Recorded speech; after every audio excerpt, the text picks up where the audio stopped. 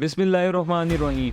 अरब countries फ़लस्तीन के लिए, Iran के लिए आवाज़ क्यों नहीं उठा रही, बीच में शामिल क्यों नहीं हो रही? क्या वो बेबस हो चुकी हैं, बेशर्म हो चुकी हैं या बीमार हो चुकी हैं? इसके लिए हमें थोड़ी सी हिस्ट्री जाननी पड़ेगी। इसराइल जब वजूद में आया तो तमाम कंट्रीज़ ने इसको मानने से इनकार कर दिया।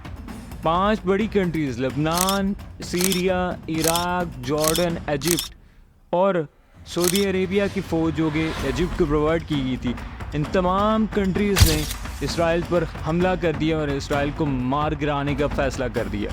अब तो ये फ़ैसला हो गया था और सब ये समझ रहे थे कि इसराइल निस्तो नाबूद हो जाएगा, ख़त्म हो जाएगा। वहाँ पे जूस के अलावा फ़लस्तीनी मौजूद थे, मारते तो सबको मारते। तो आहिस्ता आहिस्ता लबनान और इराक और सीरिया और इजिप्ट में भी फ़लस्तीनी मूव होने शुरू हो गए। इसराइल बेसिकली वेस्टर्न पॉलिटिशियंस का एक ऐसा टूल है जो वहाँ का निज़ाम बनाने और बिगाड़ने में इनको हेल्प करता है। पर अब भी तमाम मुस्लिम कंट्रीज़ ने इसराइल को मानने से इनकार कर दिया था। इन्होंने 3 नो पे काम किया: no peace, no negotiation, no recognition of state of Israel. ना मानेंगे इसराइल को, ना इनके साथ पीस रखेंगे, ना इनसे कोई बातचीत करेंगे। जब भी किसी कंट्री ने ग्रो करना होता है और सर्वाइव करना होता है तो उनकी इकोनॉमी और सिक्योरिटी बहुत ज़्यादा मैटर करती है। ओवरऑल जियोपॉलिटिक्स बहुत ज़्यादा मैटर करती हैं। यूएई के पास पूरी दुनिया की 20% ऑयल की रिसोर्सेज मौजूद है।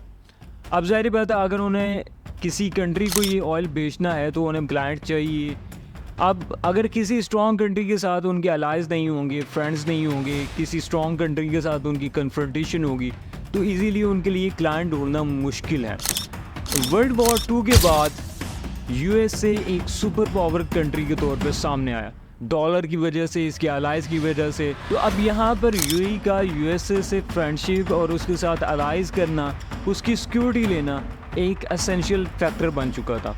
उसके साथ साथ 2015 में जो यमन में इंटरवेंशन हुई थी और सुन्नी शिया कन्फ्लिक्ट था यमन के साथ, ईरान के साथ, तो उसकी वजह से यूएई को यमन से बहुत ज़्यादा ख़तरा था कि जो हमारे ऑयल की रिसोर्सेज हैं साउथ साइड पे, तो उस पर यमन हमला कर सकता है। तो उससे प्रोटेक्शन के लिए यूएसए के साथ दोस्ती लाजमी थी।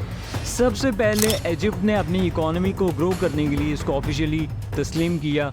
दूसरा, यूएसए ने जॉर्डन को कहा कि तुम भी इसको तस्लीम करो। तो जॉर्डन ने कहा कि मेरी 2 कंडीशंस है, एक ये नेबरिंग कंट्री होने के साथ साथ हमसे ट्रेड करेगी, दूसरा हमें फ़िल्टर वाटर चाहिए। तो यूएसए ने इसराइल को कहा और इसराइल ने इसकी कंडीशंस को मान लिया, तो जॉर्डन ने भी इसको ऑफिशियली तस्लीम कर लिया। अब यूएई के मामले में यूएस से दोस्ती उसकी डिफेंस के लिए लाजमी थी, जैसे हमने पहले बात की यमन के हवाले से।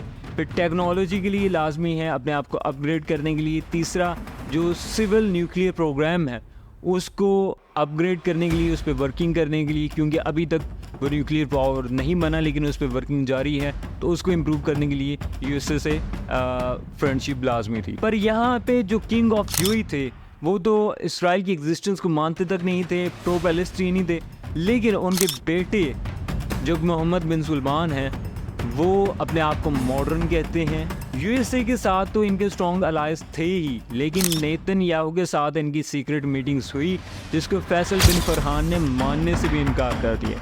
उसके बाद आप देखते हैं कि ट्रेड एक्सपोज होते हैं।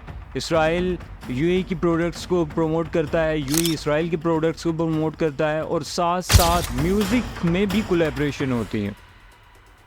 अब अरब की खामोशी की और भी वजह हैं।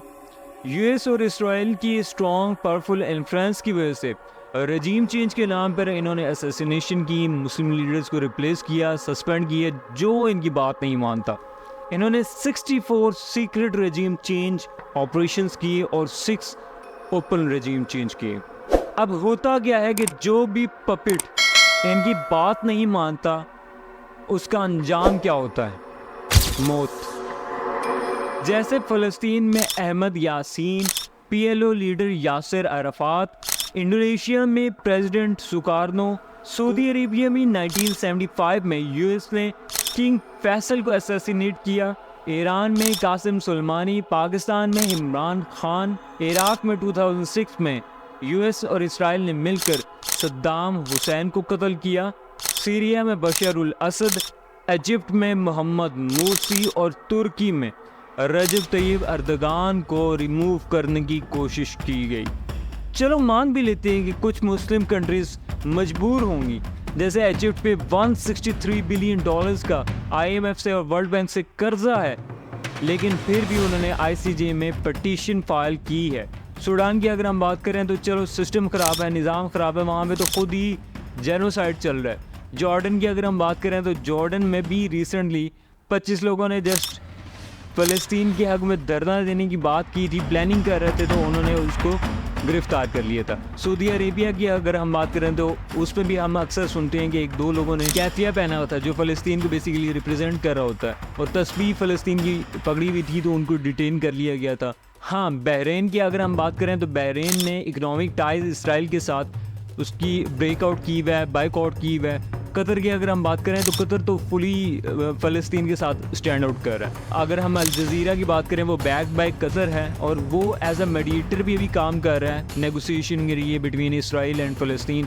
तो कतर तो फुली फ़लस्तीन के साथ खड़ा है। तुर्की की अगर हम बात करें तो रजब तैयब अर्दगान कहते तो हैं कि मैं फ़लस्तीन के आगे में खड़ा हूँ, यूनाइटेड नेशन में भी कहा भी है कि इसराइल को ख़त्म करना चाहिए, इसराइल के ख़िलाफ़ वॉर करनी चाहिए, लेकिन वो एक्चुअली अभी कोई स्टेप ले नहीं सकते। फाइनेंशियली एड भी प्रोवाइड करते हैं लेकिन डायरेक्टली उस जंग में शामिल नहीं हो सकते, क्योंकि समहाउ अभी नेटो की उनके पास मेंबरशिप है, यूरोपियन यूनियन की भी, तो उनके लिए भी पॉसिबल नहीं है। तो अब मुस्लिम कंट्रीज़ यहाँ पे कंफ्यूज हैं कि क्या डिसीजन लें, किसकी साइड चूज़ करें, किसका साथ दें, या किसके ख़िलाफ़ हों, या लड़ाई रुकवाएं, सीज़ फायर करवाएं। अगर लड़ाई यहाँ पे ये कंटिन्यू रहती है मिडिल ईस्ट में और ये फैल जाती है तो क्या नुकसान होंगे। 2 बड़े सी, रेड सी और गुल्फ सी, जो कि पर्शियन सी भी कहा जाता है, उसमें ट्रेड जो है माइनस में चली जाएगी। पूरे Iran, Iraq, Saudi Arabia, Lebanon, Yemen, Libya, India, Europe की तमाम कंट्रीज़ इससे बहुत ज़्यादा अफेक्ट होंगी और ऑयल की प्राइसेस बहुत ज़्यादा तेज़ी से ऊपर चली जाएंगी, जिसकी वजह से इन्फ्लेशन भी ज़्यादा होगा। अब देखिए, वक्ती तौर पे आप किसी भी मुस्लिम कंट्री की लीडरशिप को सुप्रेस कर देते हो, तबाह कर देते हो, लेकिन ये वक्ती तौर पे नुकसान है। लेटर ऑन नई क़यादत ने सामने आना है और उससे तेज़ी से काम होगा। जैसे PLO को आपने रोका, उसके बाद हिजबुल्लाह सामने आ गई, उससे तेज़ी से काम हुआ।